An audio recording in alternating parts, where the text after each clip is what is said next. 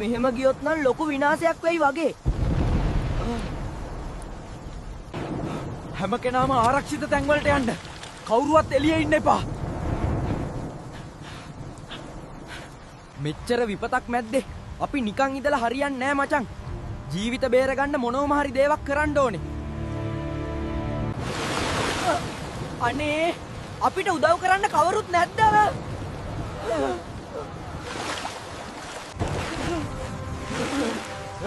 ඔපි ඉන්නකම් ඔයාලට මොනවත් වෙන්න දෙන්නේ නැහැ.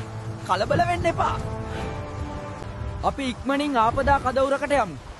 ඒතන අපිට අවශ්‍ය පහසුකම් තියේවි.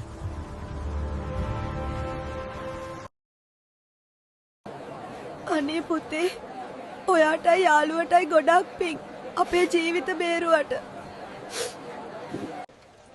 අනේ මේ වේලාවේ නැති උදව් ආයේ කවද කරන්නද?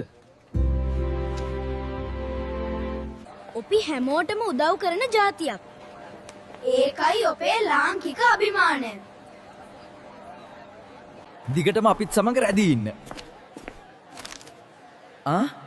මතක ඇතුව සබ්ස්ක්‍රයිබ් කරන්න.